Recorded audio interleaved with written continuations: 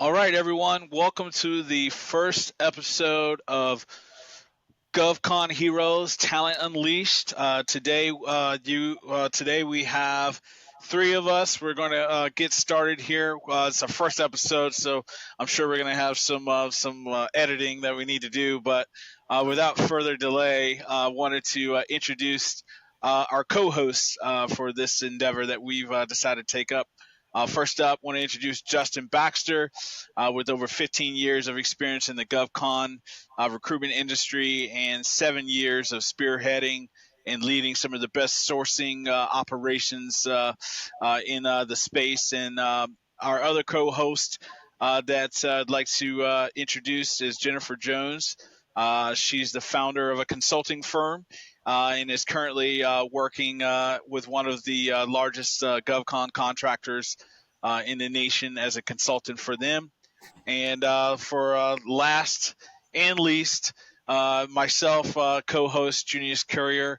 I've been in the GovCon industry for over a decade as well, and have led TA and sourcing teams. And we decided to kind of just get together and discuss all things related to government contracting as it relates to sourcing, as it relates to talent acquisition.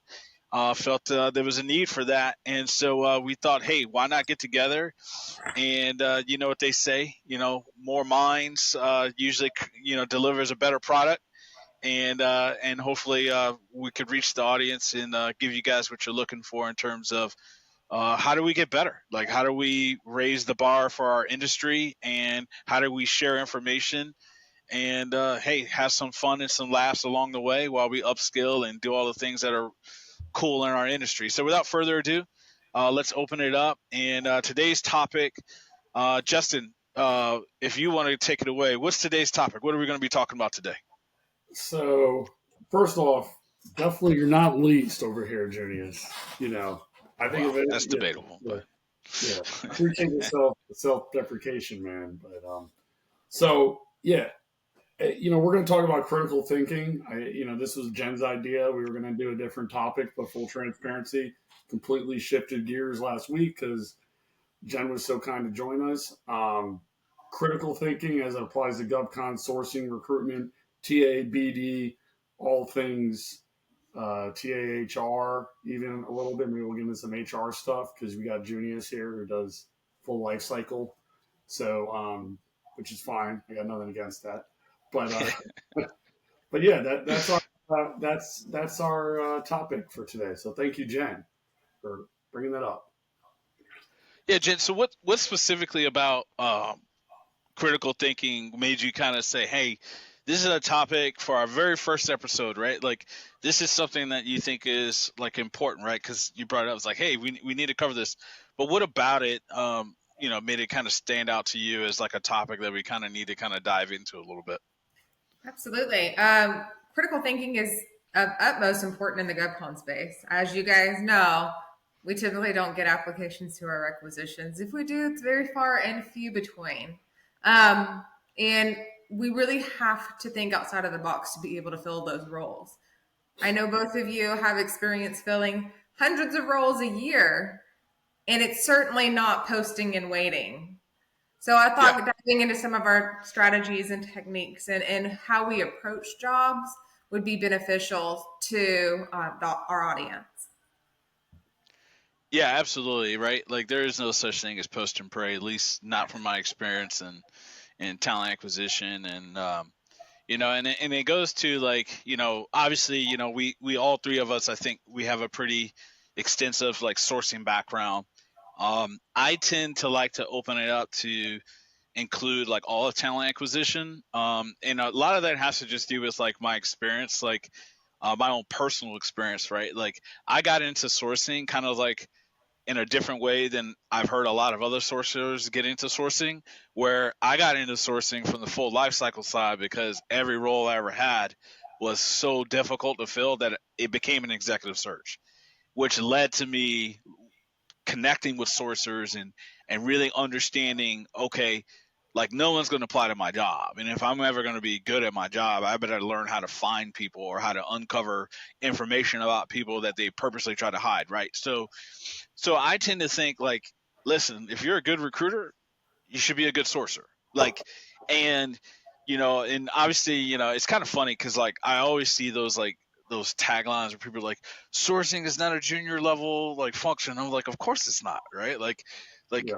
it yeah, it's absolutely not, right? Especially in the GovCon space. And Yeah. I think that's like one of the cool things about our space is there's so many difficult, hard positions. I generally find that, not always, but I generally find that there is a pretty high level of recruiter in the GovCon space in terms of understanding at least like what some sourcing is.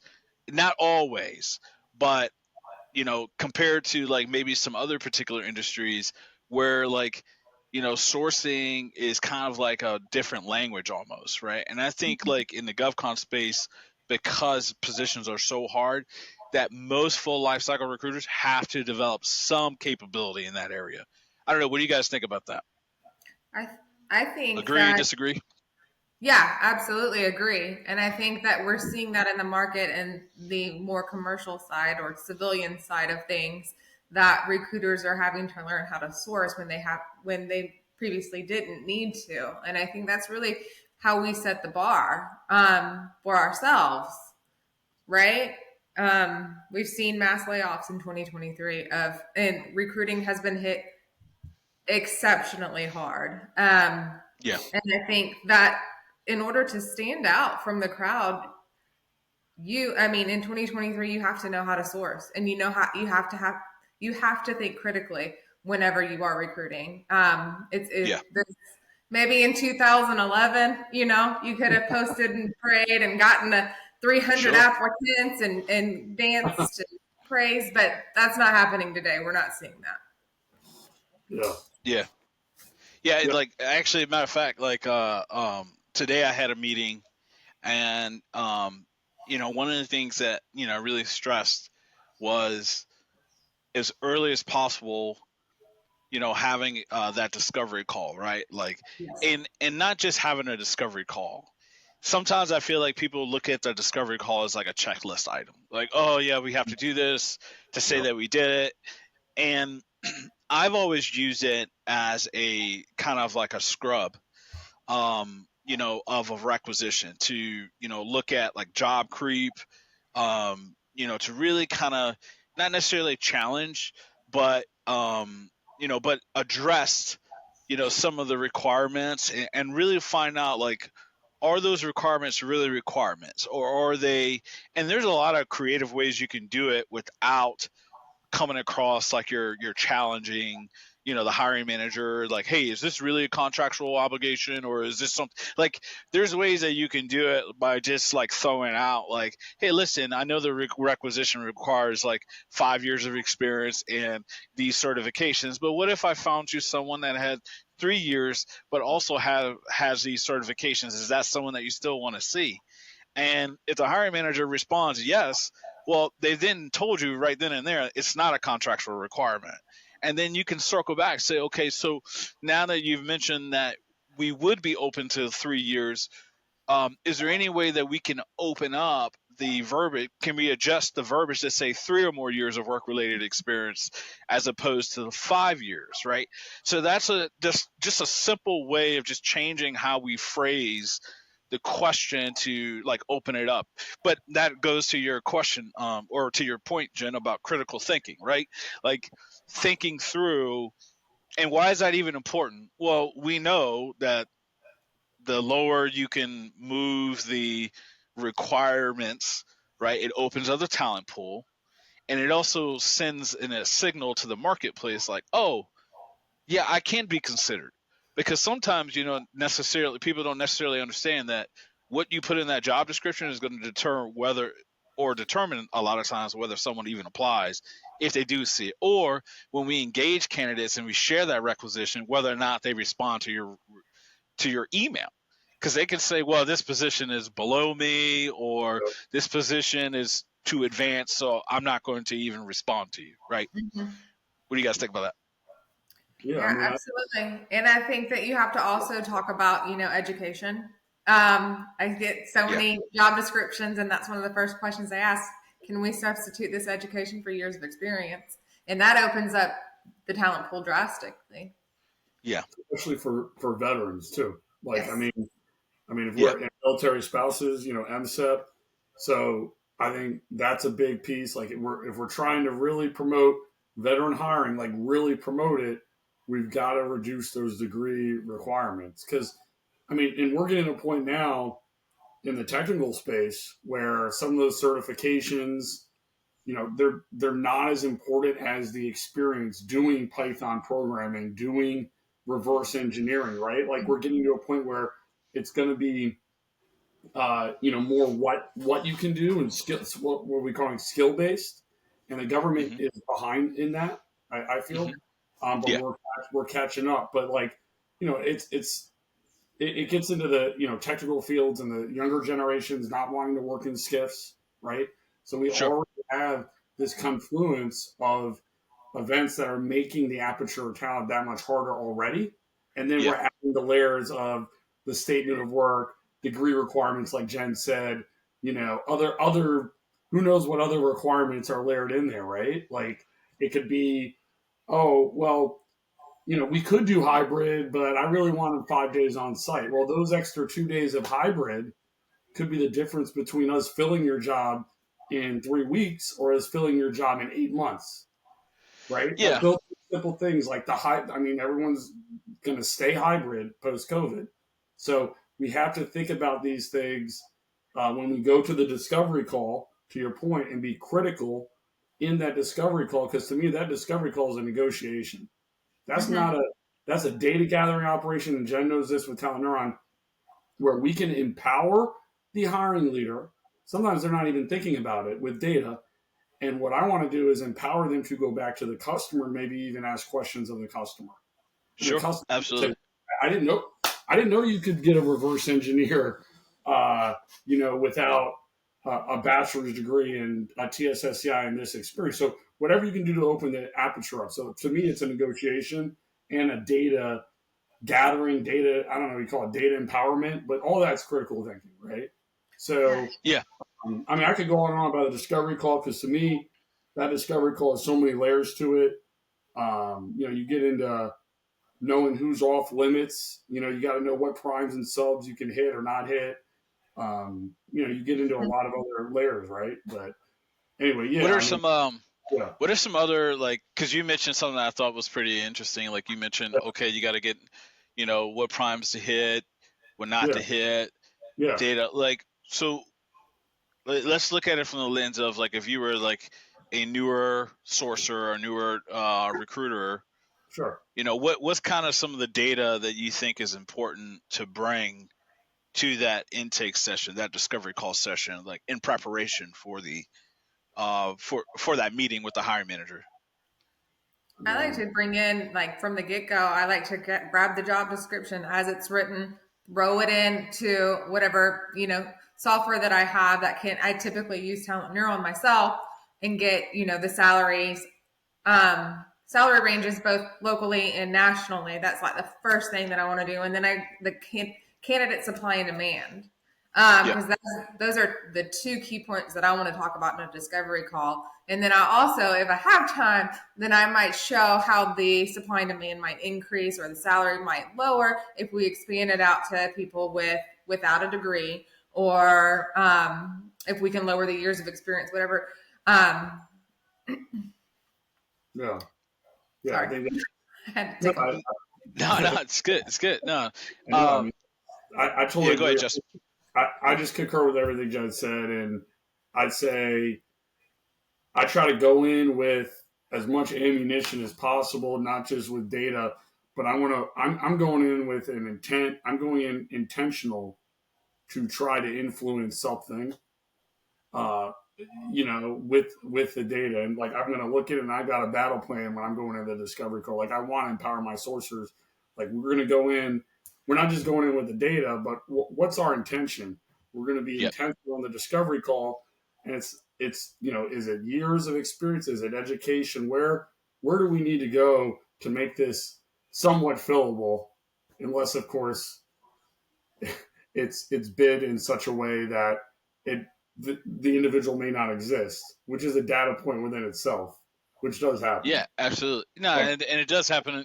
It happens quite a bit, and that's where sometimes something that I was thinking was getting versed on the actual like contract documents, like whether it's if it's pre-award, like getting your hands on the draft RFP or the final RFP, request for proposal, so that way you can really understand the mission, understand what's been bid and what's actually a requirement versus just kind of like what we kind of put in there and where there's flex, right? Like having that access really does help out quite a bit, because sometimes hiring managers don't necessarily know, like I said, the downstream effects. It doesn't mean that they're not knowledgeable about the industry. That's not what I'm saying. But what I'm saying is understanding, well, yeah, like the position, yeah, just this level of person should have a bachelor's degree. Well, what if, it's not a requirement, and, they may not be aware that by just arbitrarily saying that that's a requirement and that's like a baseline, um, they're excluding, a significant portion of the talent population, right? And it has nothing to do with meeting the mission. It has nothing to do with, fulfilling our obligation to the government. It was just clearly an opinion. It doesn't mean it's a bad opinion. It just means that it's an opinion that can have an adverse impact. Right. And by us having that hands on that research to truly understand, hey, what does this contract require? What allows us flexibility but still meets the mission? That gives like that a level of insight is going to really help to fill those positions. And that's what I said the biggest differentiator with filling positions in a timely manner and positions that go long, in my opinion, is the intake process and how no doubt. well you do that process, and not just um, the questions that you ask, but sometimes it's what questions that you didn't ask that can impact your ability to fill that position. Like if you didn't ask the right questions, like if you look at it as just like a checklist item of, oh, well, do they need this? Well, it's in the job description. Okay, yep, you're right. It is. Okay, we're good. Okay, right. And you just roll with it. There's a lot of questions that maybe you didn't ask that you should have, right? Mm-hmm. And you find it a lot like with those individuals that aren't necessarily willing to do the research on the positions ahead of time, because that's where you can really, in my opinion, find a lot of issues with a tech stack, like especially on like positions that require like older like technologies, Yes. right? Like Mm-hmm. you can really find like, hey, you may not be aware that this job description is requiring this cert, but that cert was replaced by this cert. So anyone we're going to find is going to have this new cert as opposed to that cert. Are you aware of that? No, I'm not. Okay. So let's talk through that, right? Because if you have the wrong cert, like you could have people going down that minefield and no one's like they're looking for that cert and no one has that cert because they've upgraded it. And then they have like that. Now okay. You're like, you just try to like walk them to it without being, Yes. Yeah, for sure. nice about it. But no, I mean, I was just going to add to your point. I think in that discovery call, understanding hiring process is one piece that's so important because, especially for technical roles, it may be a non-technical PM, and there's Yeah. a lead engineer somewhere or senior, and he or she, they're the one that's rejected candidates, and they're the one that's really, maybe that PM is leaning on. So if that engineer is not in that intake call, but they're essentially the de facto hiring authority, right? Like the PM, he or she's running it, but they're like, oh, Billy over here is the lead engineer, right? He's the one who's going to review the resumes, and he's the one who's going to do the interview, whatever, right? So you got to get to Billy. So what I normally do is like, all right, We're the stakeholders, right? yeah, we'll finish this intake call, but we need to talk to Billy at some point soon because Billy's the one who's going to reject my sorcerer. Is going to reject my sorcerer's candidate, who's going to spend Yeah. 10 hours fighting so and so, and then Billy's going to go no, and we're going to go PM why, and he's going to go. We got to talk to Billy. So we got to. Oh, how many times have you seen that misalignment? You know, Oh, what the program manager says that's versus what the technical person says. And, you know, you're sending people over and they're like, yeah, it's good. They send it over to the tech person. They keep rejecting them. And they're like, yeah, they're not good enough. And you're like, hold up. Like, yeah. that's not what you told me. Yeah. Like, Yeah. no. That's why I'm like, all right. I tell my son, just like, come to me. Let me navigate that quick. Like, you gotta stop that like within a week. Like, Yes. because Yeah. it goes on 2, 3. You could lose a month, and that's bad. Yeah. Maybe that's bad for the customer, right? Like, Yep. you could lose a month just trying to figure out what that engineer wants, or you get that engineer on the phone within a week and understand. And it's no offense to the PM. It's just, we need to understand what the engineer who's on site. Yeah, is. they got to get aligned, right? Yeah, exactly. Exactly. Because I've seen that happen where there's misalignment, like between what the PM really thinks they need versus what the technical person, and like sometimes we have to be the facilitators to get those people like talking, so Yeah. they can kind of figure that out, and then once they figure that out, then we have better direction, and then we can carry out like what we need to carry, which is to go find the talent. And I could say, I'm not saying where this happened, but in my experience, there have been PMs that are like, oh, that's what they really need. And I'm like, well, we talked to Billy or Jennifer or whatever the engineer's name is. And it's like, yeah, I'm glad, we all know what the real requirement is at this point. And then we completely change the job description. We change the job title, and then we fill it. Right. Everyone, I want to talk about the job descriptions that we get, and it's like 4 jobs all jumbled into one. I want to hear how you guys handle those situations. That's a critical. Because that happens a lot in our space. Oh yeah. I mean, go ahead. The amalgam of statement of work. It's like, yeah.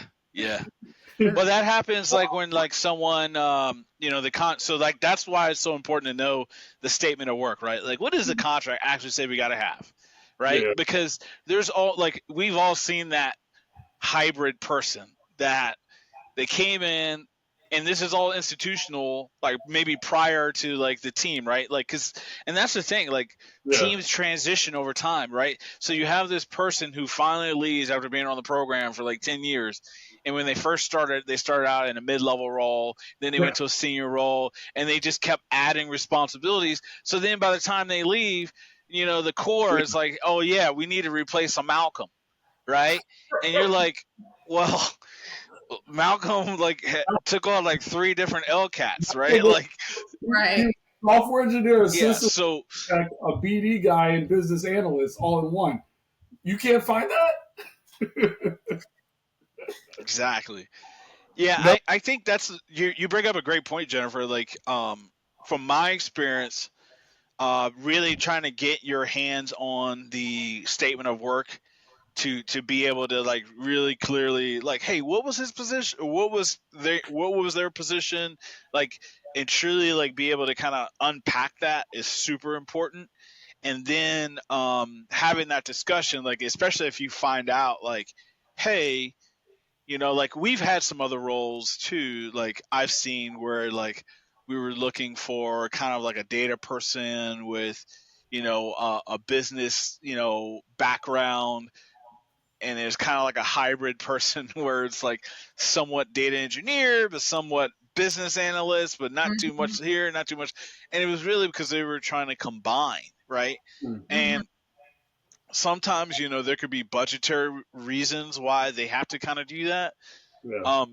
I think it's just a matter of explaining to them, well, here are the downstream effects of that, right? Like, obviously, if the program can support 2 separate roles where you could still meet your profit, then that would probably be ideal because there are kind of 2 separate, capacities.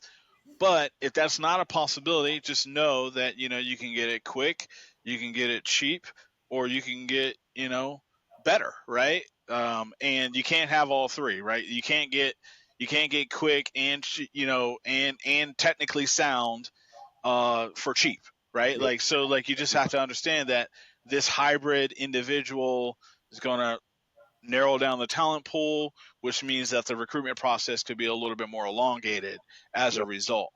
And Yeah. just kind of level set those expectations. That's been one way I've been able to kind of work through that when that's come up. What are some of the ways that you guys have been able to work Yeah. through that? Yeah. I Well, mean, I would agree. Oh, Jen, you can go. well, for me, I'll take the job description and again get some data points. I'm a very visual person, so I want to be able to provide like strong evidence to what I'm saying and not just Hmm. you know Opinions. start spitting out opinions.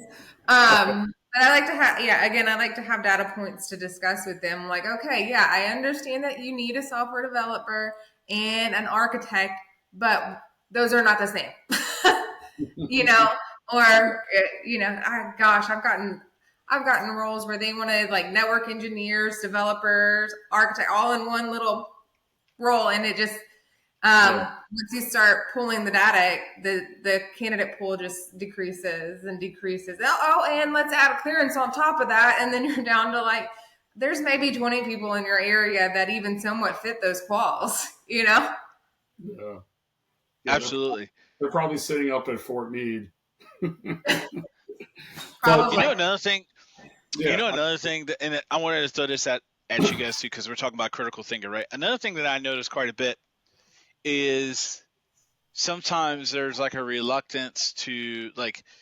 Sometimes people get fixated on certain kinds of searches. Like they'll say, okay, well, we need a systems engineer. Well, a systems engineer, depending upon like what company you work at, can mean totally different things. Yes. So to me, that's another aspect of critical thinking too. Is like sometimes people get locked in on certain kinds of like lingo as opposed to like looking at all the different variations. Like so, like a lot of times when I train sources and recruiters, I tell them like one of the first things to kind of shed is getting fixated on titles.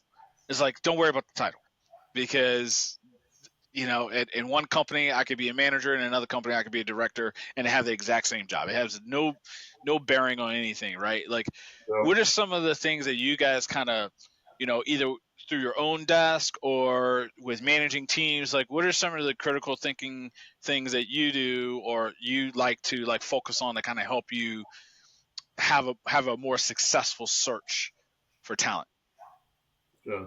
I mean, I think a lot of times, I mean, and this is probably just old school too, right? Like we can talk AI and ChatGPT and Talent Neuron and GovWin and all these other data sources, but it's also just I tell my sourcers, you get on the phone and you talk to some of these guys and gals and pull information from them regarding the and then kind of link that up, right? Like take notes on it, link it up. I'm not saying that data is not important that we can pull from all these other data sources, Mm-hmm. but in our space, especially because there's so much classified information as well, getting information, not that we're getting classified, but we're unclassed, but the information that we gather in those conversations, you can link that stuff together and piece it together, right? If you're critical thinking, you can link it together and figure out where some folks are. Oh, actually, they call them systems architects, but over here they actually call this guy's a network engineer, and I talked to him, and he's like, "Oh, well, I'm really a systems architect, but they call me a network engineer. I don't know why, but that's what they do, and that's what they call And you're like, "Oh, that's interesting," and you take notes of that company, those titles, right? And then you go back to ChatGPT or wherever you pull out your X-rays, you go and do your searches and seek out wherever you're going. So it's like being able to use the tech is all great, but I'm old school in that you can get on the phone and if you have good conversations, you can intel gather with that, right? Yeah, So, I think I that's know that's huge. pretty much like Intel a back gathering. to basics thing, but yeah, I mean, and I tell my source all the time, well, how many did you talk? Oh, I talked to one person. I'm like, I That's think not a lot of five, data six, seven points. people in. Yeah, yeah. Let's get 6, 7. Let's talk about those conversations, and then let's match that up with Talent Neuron and the other data we had, right? And see what Mm-hmm. makes sense. And use critical thinking to understand. So that's I kind think of like how I look at it. But I'm a hardcore, that's a sourcing, pure sourcing kind of mentality. I feel like, I think I'm a bit old school too, in that when I look at a job description, I'm going to look at the skills basis first and build out my Boolean string and omit the title. And once I Yeah. start running the searches, I'm going to use, potential titles to kind of look at the talent pool, right? Sure. I Um, mean, you can use so then talent market analysis. Yeah. Go ahead. Finish up. yeah. So then, because yep, to your point, whatever organization you're at, you could be a completely different title, and we definitely see that in our space. Yeah. I've I work on quite a few systems engineer roles, and I can tell you it is broad, if you Yeah. will. Well, yeah. I mean, there's so many different kinds of systems engineers, right?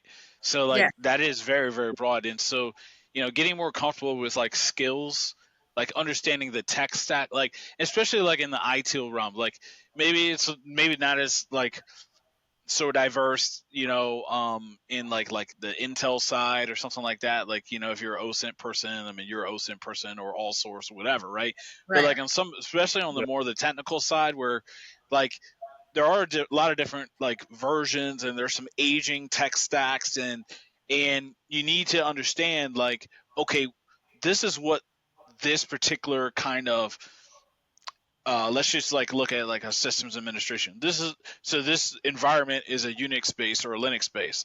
Okay, well, Unix base and Linux base are not too dissimilar from each other, and having that discussion with your hiring manager. Hey, I know this particular role says, you need to have experience with Unix base, but could we take someone who has said like, hey, I prefer, I have more experience working in a Linux based environment, and then really understanding the differences and being kind of able to kind of sell that to the hiring manager, like, hey, we can consider someone with a Linux base because it's very similar based on this particular environment. Like, why wouldn't we be able to like talk to that person and then having that discussion? But it takes doing that additional research. Like, this really came into play recently on a couple of different searches, because for some reason we've been working on some stuff that's kind of aging in terms of tech stacks, and they've had mm, to really do a lot of research on like how the tech stacks have evolved. So like Yeah. now, and what I talk to the team about is like, hey, you got to understand, like, tech people like talking about like what's now or what's Yes. coming down the pipeline. So when they update the resume or the profile, they might have experience, and this is why it's so important. This is the critical thinking side. In order to be able to find those old aging technologies, you need to know like what those technologies migrated to. So Mm-hmm. that way, when mm, you talk to people who have the current technologies, it gives you a reference point and inference. You can infer like, hey, they have this recent technology. Perhaps they have this old technology that they didn't put into their resume or their profile because, again, they want to market themselves of having the latest and greatest, because that's the mindset of a tech person. So it's understanding yep, the mindset and how someone who is passively or actively on the market would promote themselves, so that way you can find more candidates, and Yes. not being so rigid to like, well, if they don't say specifically that they have this, that means they're not qualified. Well, that's not the case. What do you guys think about that? Like, how many times have you found people that have the oh yeah, experience but they didn't tell you? You had to infer, yeah. Oh right? yeah. All And the time. I mean, I was going to say, like, to that point, Stack Overflow, GitHub repos, look at the repos, look at older repos, like that you're spot on. They're going to market themselves on the latest and great, just like a recruiter or sourcer would. Like, what are you working on? What are you using now? Chat GPT 4 or whatever, right? Like, that's Yeah, how we would market ourselves in yeah, sourcing, right? I use Chat GPT 4, so I'm marketing myself. But yeah, I mean, in terms of like how we're finding those candidates, you're spot on. And like, you want to see they want to show their progression, but you got to go the other way and reverse engineer it and look at, older repos and stuff like that to find people who are using, COBOL Well, and exactly. or, quick or hint. Tyreek or shit. I mean, oh no, I Quick cursed. hint. Sorry. You can use It's all good. Chat GPT for to do some of that research for you. Well, you That is, can, right? So like, and that's a cool thing too. Like, so everyone talk about ChatGPT, and I like it. It's a great tool. I use it quite a bit. But I also think it's important to note that before ChatGPT became here, all the stuff that you can do to ChatGPT, you could do the same thing beforehand, Oh right? yeah, Like, I think it's important just so everyone's aware that yeah, like yes, how I found out about finding people's email addresses like is I went and did a web search for people who did videos on that sort of thing. And then I found this whole sourcing community and got into sourcing that way, right? So like it's important like forums, right? Like if you're like working on a particular stack, like let's just say you're in an IBM environment. IBM has a online community. Let's just say you're doing like ServiceNow. ServiceNow has an online community, and then you can peel back and like, oh, let me join that community. Oh, by the way, oh, all these people are here. Okay, well, let's see if some of these people have maybe written like articles or like like. There's so many different like ways that you can like take communities and blogs and forums and be able to use that data to find cleared people by just going to the source of that stack, right? Because that we know that's one thing that tech people do. They get on GitHub, they get on Stack Overflow, they get on those forums, and they really do like ask questions and try to figure out like how to work through problems. yep, And so like if you're a technical sourcer or recruiter and you're not like taking the time to research, especially if it's aging, like that's really where you probably need to like get yeah, ingrained because you'll find out about like smaller, medium contracting companies that you can then poach from, you and then you find out about like the terminology that they use, which is so important, especially when you're trying to build out a Boolean string. Like you should be figuring out not what you're looking for, but how they describe it. yep, yes, yep. You know, Reddit's Discord is great. I definitely recommend Discord. yeah, I go into Discord and you can just go in there and join different Discords and they all talk and you can just be in there and see the lingo and then incorporate that into your searches. So I yeah, think we do the critical thinking research and then from there, just kind of incorporate that into your search methodology. You know, yeah, so yeah. yeah. Yeah, I it was agree neat with stuff, that. too. I mean, I remember when I first started, I was full life cycle recruiting. I was double desking and we were looking for Drupal. And I remember, I like X-rayed meetup, found a meetup in DC, went Hmm. to that meetup, got a couple of beers and like tried to recruit Drupal developers at the meetup. It was an in-person sourcing. I know that's Yeah, I was gonna say like you're going old school. but I think I ended up getting a hire, and I got I got paid on that. So I mean, That's good. That's awesome. boots on the ground. I know boots on the ground. So I Ain't mean, nothing wrong with that. That's great. and that was a long time I ago. think we're gonna see more of that. Believe it or not, I think we're gonna see more of Yeah, that I hope because so. I think there's a fatigue. Like I don't know about you, but like I used to be like obsessive compulsive with my emails, like with keeping up, like eliminating like clutter. Like I hate clutter, but it's become so Right. overwhelming I'm the same way. where I can't keep up, and my 9 to 5 is not to clean up my email, right? And so like literally, I kid you not, that one of my email addresses that I've had for like I don't know 20 years, I've now like let it just convert itself like with that, like to a spam email because I got like 4,000 emails. I don't have the ability to keep up with the amount of messages that Yeah. come my way because companies sell your information constantly, Yep. and even though you're on the do not like list, I do think I'm sensing because I can see from like response rates, like because that's a topic that comes up all the time. People are like always talking like, "Hey, you got to upskill your content."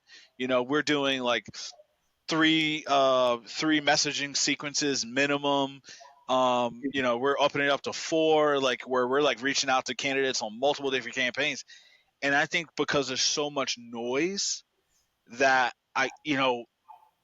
those individuals that are reliant upon like just emailing, like they're gonna find out like it's like you're gonna have to get on the phones, like you're yeah, gonna have to text, you're gonna have to maybe like attend a couple events in your area that cater to the Yep. GovCon industry to Yep. start making connections, because I think people are fatigued by the automation and the constant shouting. Like, it's just coming from everywhere. I don't know. What do you guys think about that? I I think think you're um, spot on. yeah. Even my text messages. I mean, I do have a spam email address that it's just, I think there's like 20,000 messages and it's stupid. But Yeah, even my I text feel. messages lately have been, I don't know what's going on, but I mean, Yeah. all day it's just like stores and people hitting me up, Yeah, tell me something, and I'm like, you're talking to the wrong Yep. yeah, Yeah. yeah. I get it quite a bit. Like, it's just like, oh my gosh, please stop. I'm trying to get some work done. Yeah. Uh, Yeah. It's too yeah, much. I got the Justin. robo. I know you got feelings about that, Justin. Yeah. No. I mean, I got the Robo Killer app, but I still somehow they get through. And I get those like, they almost fool you for 2 seconds, and it's like, and it's a automate. It's a person. Like I had one the other day. It was It's probably because my grandfather was a police officer, but I keep getting these ones to donate to, but it was like not a real law enforcement. Um, Mm. like I person. I looked know it exactly up. They were when you're kind talking of, about. They yeah, called me too. and I thought the guy was like it was, Southern guy. yeah, and I was like, and I'm very like aware, and I was just like, oh, this sounds like a good cause, and then it just like pauses, and I'm like, no, wait, you're not real, you're a robot. Oh man, like, and so if that's happening, we're all fatigued from it. So I think, yeah, I mean, at a minimum, you got to get on the phone, and I think Yeah. really as a good sourcer or recruiter, Junius, Hmm. uh, but more sourcer, you not only do you need a phone, you probably do need to go and meet some folks at a meetup, at events, Yeah. and break some of those barriers, or at least have a video call, like I mean, Yeah. Oh, yeah, for sure. but the reliance on email and text, you'll be destroyed. You will not be effective in GovCon, for anything really technical. I think within the coming years, it's going to get even worse. You Like, know Yeah. what I do Yeah. Go with ahead, Joe. my candidates is every single candidate that I'm working with, I put their phone number in my phone, in my work phone. Like I mean, my list is yeah, excessively long, yeah, but it kind of adds a little bit, I guess, when I answer, because it pops up their name and then I answer and say, hey, how are you? And say yeah, whatever their name is, so that they know that I know they're calling me. yeah, I Yeah. That's a little thing that I started doing. I guess it was last year, maybe. I don't remember exactly when I started doing that, but due to the fatigue, I mean, it's just I get all these spam calls coming to both my phones, and it's I don't know. It's a little something that I do to set myself No, apart. yeah, no, absolutely. I think personalization is always going to be. I mean, that's a foundational element of sales, right? And I know, like, sometimes people, they hate to refer to talent acquisition as sales, and I think, like, one of the things I think that sometimes people have a misperception with sales is, like, they think sales, they think of like someone like being super pushy or whatever. So I usually change it to be like more like individuals with the ability to influence, right? Like, because that's essentially what a recruiter or sourcer is an individual trying to capture the best talent for the organization with the ability to influence, right? And so, you know, adding that real personalization to, like, let someone just kind of go on that extra step, right? Like, and I think, Jennifer, that's a great way to do it, and it doesn't do anything different other than you just you talk to them, you reached out to them. Maybe at that point in time wasn't a right fit, but who knows? Like, down the road, right? Like, you could be scrolling through your phone, like, hey, I need to reach out to, this kind of engineer, and because you took the time to add them, or you documented the call because you tried to connect with them on a personal yeah, basis, you have that extra level of personalization, and I think um the biggest hesitation, I think, sometimes to doing those extra little steps, which actually has a big impact, yeah, is, I think, like FOMO. I think sometimes TA just has a fear of missing out. Like if I don't reach out to 150 people, right? Like they think like more is better.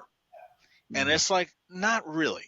Like if you really find 25 to 50 solid candidates, right? Like cuz it takes a while to find that many like qualified, but if you find 25 people that you're like, look, this is 25 people. If I can get like 10%, which is like two and a half on the phone, or let's just say it's 50. If I can get 10%, if I can get 5 people interested, that's 5 candidates. That's a slate of 5 that you can present to a hiring manager, right? Yep. So why wouldn't you dedicate, okay, I got the 50 people that the hiring manager would like to speak to any of these.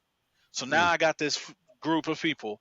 I'm going to build out a campaign to really be intentional with how I go at them. But instead, you see a lot of people, they just want to spray and pray.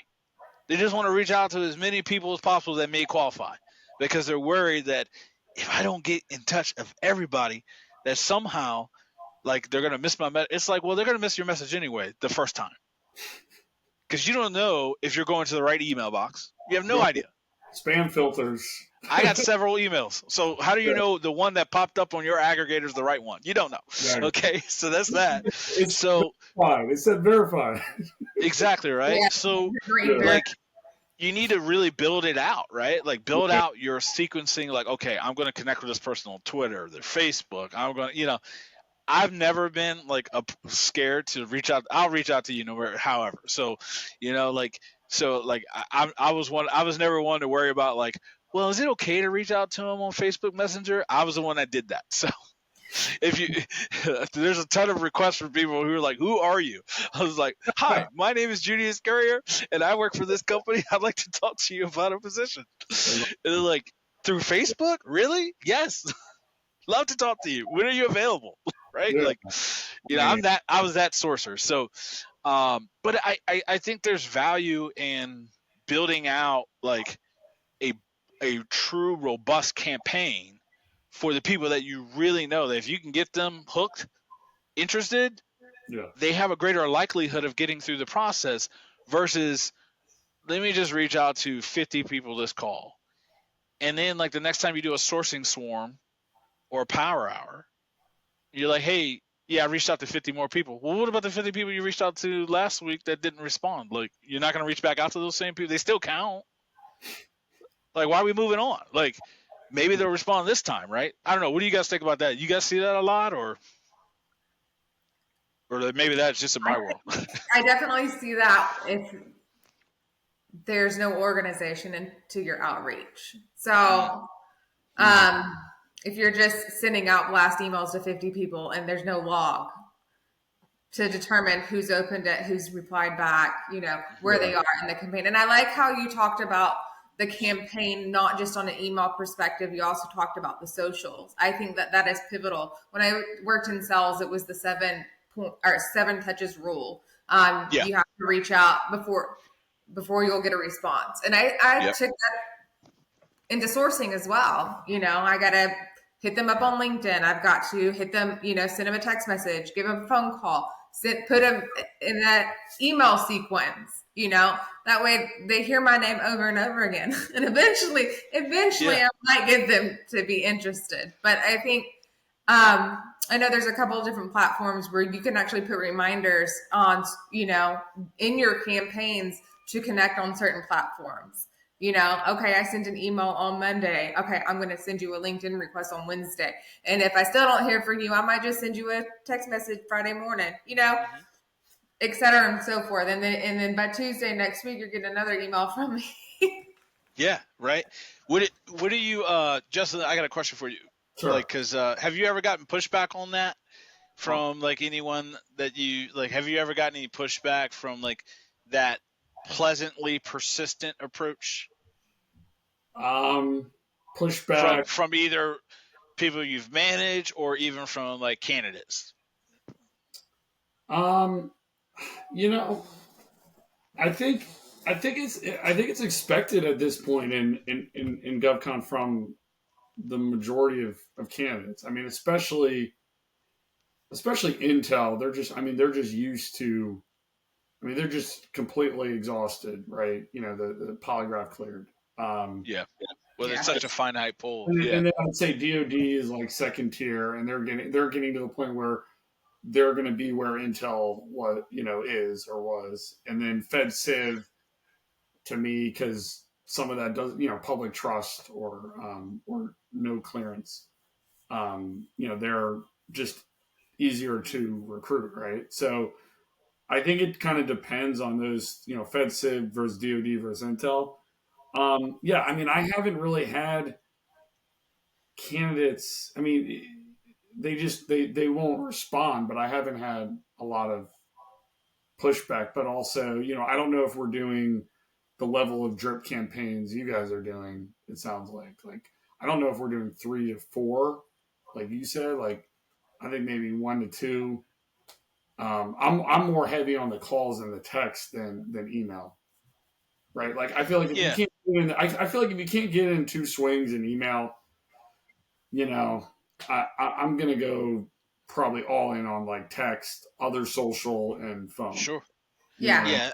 No, I Yeah. agree with that's that. for me, but that's DoD Intel. Fed Civ, I don't know if I'm gonna need to do calls. I'm probably just gonna do email, really effective email campaigns. You should be able to through a drip, an effective drip campaign, do well in Fed Civ, but DoD Intel, that's different animals in my opinion, right? Like No, so, I agree with that. I mean, if you're talking about like a trust, yeah, like a government BI, right? Like a public yeah, trust designation, I think that's a little bit different, like yeah, of a clientele, like yeah, the kind of people, right? Because there's more individuals in that space yeah, versus the DoD, and then the Intel space, SEIs and above. yeah, Um, I think you're right on that.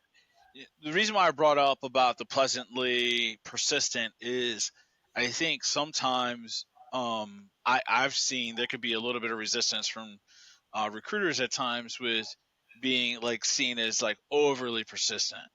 And what I've shared with them is that, well, think say about how busy, something, you know huh? but that's why those recruiters aren't sources. All right, you can continue Yes. now. We can continue Well, that. well, either way, right? But I do think you're probably right. You're probably right? So like, let's just speak to the larger TA community at large, right? And Justin loves to hone in on the sources, which I love. But I do think that there could be sometimes a little like, hey, I don't want to be, and it's like, well, you got to understand, like the candidates that you're reaching out to are super busy. They're not actively looking for a job, so the only way that you're going to get them to respond is by putting yourself out there a certain number of times. Like when I was in sales, I used to count how many times someone said no, because I generally rule like, and Jen, you actually brought it up, 7 no's to get a yes. Hmm. And so, when I would talk to, when I reach out to candidates, I'm looking like, okay, email campaign, minimum of 4, that's 4 touches. Okay, I got text, that's 5. I got a phone call, that's 6, right? And I used to use a tool that used to do like voicemail drops, Oh which is yeah. a really cool tool. I love that tool. And so I would like pre-record my message, and I would just call, and it worked really good for people who are like, think about it, like people who are in skiffs, because people in skiffs, they can't bring in their phone. But Right. I wanted to find a way like it automatically, because a lot of times people like they get a phone call from a number they don't know, they just whatever, right? So using that like understanding of behavior, um, just use the voicemail drop campaign, which is you leave a very compelling voicemail message for them to return your phone call, because they'll listen to your voicemail message. They just won't take your phone call at first. So, but I've always found like the more ways you reach out to a candidate, Jen, I agree with you. Usually the higher the response rates, and it can be manageable if you're honing in on 25 to 50 people. You start going above 50 people, it starts to get like really, really hard to keep up with the amount of data, and in terms of like keeping it organized, so that way, because like I always looked at it, either you're going to be interested when you're not interested but we connect, so Yeah, LinkedIn or whatever, so for future, or you provide a like referral, right? Like either one of those three happens, Like that's a win. Yep. Yeah. Like, No, you're sometimes people get so absolutely right. fixated on today, right? Yeah. Yeah, I would agree. I also think um, you make it about them, and you got. I mean, it's. I mean, we all got families and kids, and they got families and kids too. And so Hmm. I'm always saying like, hey, I know, and they're working in the skiff, and we're not. I'm like, hey, I'm working remote. I have good flexibility, but you're in a skiff 8 hours a day, and you also got kids, so I get that. I will make myself available if that's Fridays, if that's the weekend, if that's 6 a.m. because you're Oconus, overseas. So I think also one way that I differentiate my sourcers do and recruiters is I think it's really vitally important to have empathy for these people that are serving our national security and have to go in. They're not, able to work remotely, right? And they got to drive in, put their phone somewhere, not talk to their wife or husband, boyfriend, girlfriend, whatever. So it's like showing that respect and saying, out of that respect, when are you free? I'll do early morning. I'll do evening. Especially if it's a really good candidate, hey, whatever, 24/7. I mean, I'll do that, but that not everyone is willing or able to do that, right? Like I get that, but I'm just saying, especially in the Intel space, TSSCI and above, I do feel like that's a differentiator, and just that honoring of their sacrifice, even as a civilian, can differentiate you in that voicemail, that call, and even that email. Like, hey, I'm available 24. And they're like, wow, you could do 6 a.m. on a Friday morning. It's like, yep, I'm going to make that happen. You know, Yeah. Yep. or if I can't, hey, can you do 6:30? Oh, you can do six. All right, cool. And it's like, wow, other recruiters aren't willing to do that. I'm not saying all, but I'm just saying like that extra, just extra 2 or 3 steps can make the difference. Even if you don't end up using that candidate, they might refer you and remember like, oh wow, you're making yourself available for me. So I think that's important. And I haven't lost that. I guess it's almost a service mentality. I guess I don't know how you would explain it, but that's how I look at it. Oh yeah, I So think it's great.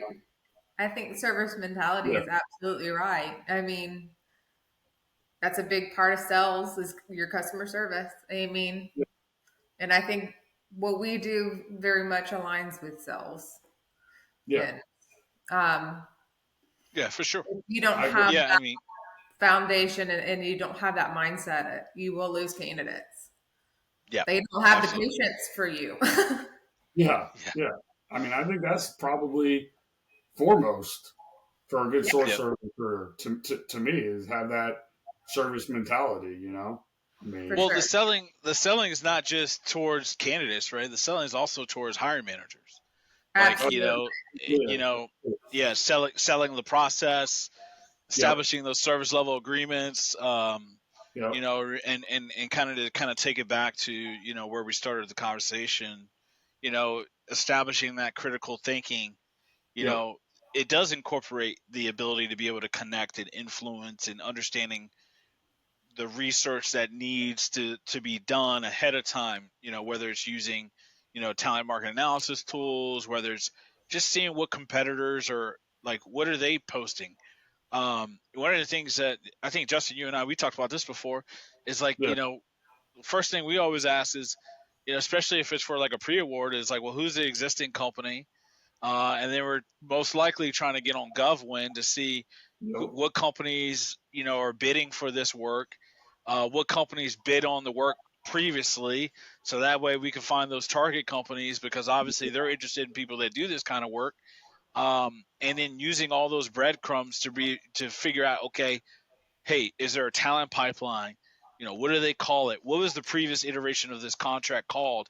Because will people reference that in their profile or resume, depending upon, like, you know what I mean? Like a prime example would be like Eagle Alliance or something like that, right? Like that, yep, Hmm. if people don't know what that is, go look it up. But that's kind of like the things that you have to do to be prepared for a search that requires a high level clearance, or when walking in that there's going to be a finite pool of talent.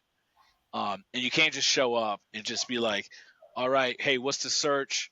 Okay, this is Burger King. You can have it your way, and Yeah, then I'm gonna find this person for you tomorrow. Good luck on that, especially if it's a low rate. Good luck, right? Like, no, we don't. No, you don't want to do that. yeah. So I know we're coming up on an hour. I'm wondering. I kind of already had informally my final little diatribe there.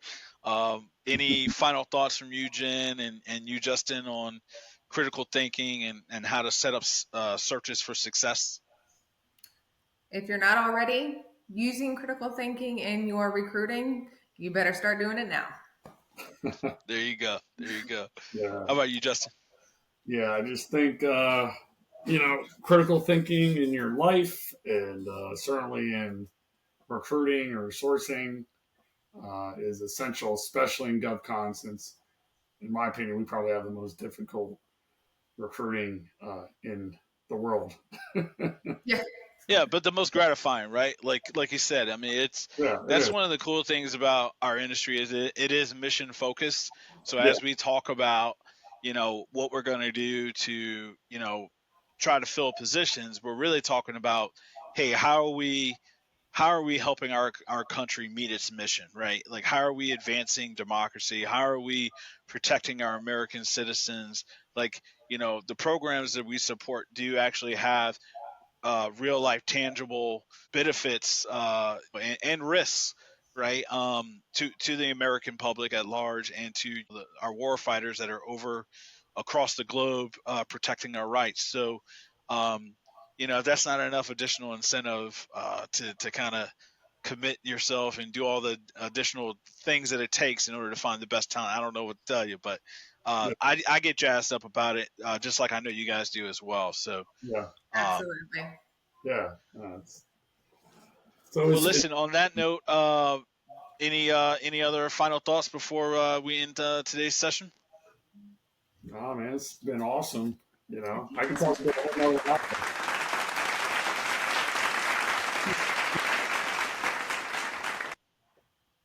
Awesome. But, Hey, I think hey, I really appreciate you guys hopping on with me. Us getting together. I think for sure. I think we have a lot of cool, really cool topics. I know the next topic that we're probably going to touch base on is going to be business development, which I'm really excited about that, and definitely looking forward to the ride and continuing to work with you guys.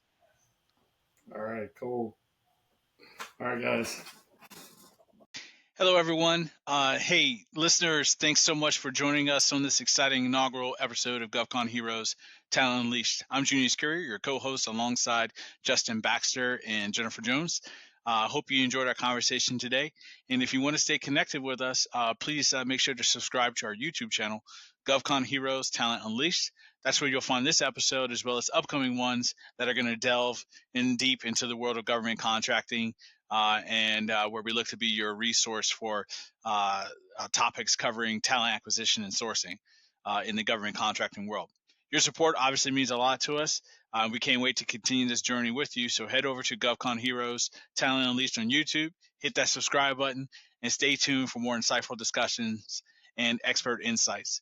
And thank you for being part of the GovCon Heroes family.